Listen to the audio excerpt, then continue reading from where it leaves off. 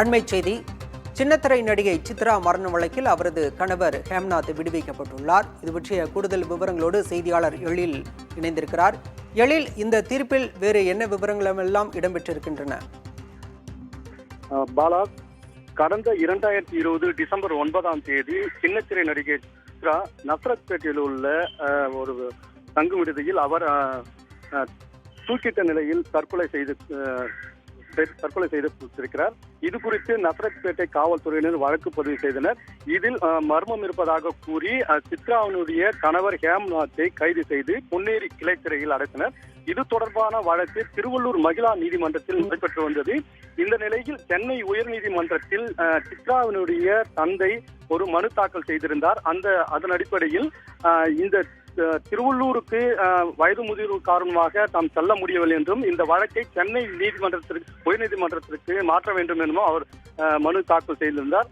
ஆனால் அப்போது இந்த வழக்கை உடனடியாக 6 மாதத்திற்குள் விரைந்து முடிக்க வேண்டும் என சென்னை உயர்நீதிமன்றம் திருவள்ளூர் மகிழா நீதிமன்றத்திற்கு உத்தரவிட்டது. அந்த அடிப்படையில் தொடர்ந்து இந்த வழக்கு நடைபெற்று வந்தது.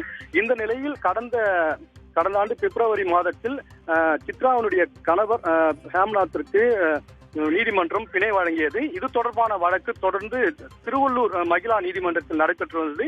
அதற்கான அந்த தீர்ப்பு வழங்கப்படக்கூடிய சூழ்நிலையில் தற்போது அந்த தீர்ப்பு என்பது வெளியாகி இருக்கிறது. இந்த வழக்கை நீதிபதி திருவள்ளூர் மகிழா நீதிமன்ற நீதிபதி ரேவதி தற்போது தீர்ப்பு வழங்கியிருக்கிறார். இந்த வழக்கில் போதிய ஆதாரங்கள் இல்லை என்றும் இந்த வழக்கில் ஹேம்நாத் விடுவிக்கப்படுவதாகவும் அவர் தெரிவித்திருக்கிறார். இந்த வழக்கு தொடர்பான பல்வேறு கோணங்களில் விசாரணை நடத்தப்பட்டது. நஸ்ரத்பேட்டை காவல்துறையினர் இது தொடர்பான பல்வேறு மனுக்களையும் பல்வேறு ஆதாரங்களையும் நீதிமன்றத்தில் தாக்கல் செய்திருந்த நிலையில் போதிய ஆதாரங்கள் இல்லை என்று அவர் கூறி தற்போது சித்ராவினுடைய கணவர் ஹேம்நாத்தை விடுவித்திருக்கிறார். பலா, கடந்த 2020ஆம் ஆண்டு சின்னத்திரை நடிகை சித்ரா தற்கொலை செய்து கொண்ட விவகாரத்தில் தற்போது அவரது கணவரை விடுவித்து திருவள்ளூர் மகளிர் நீதிமன்றம் உத்தரவு பிறப்பித்துள்ளது.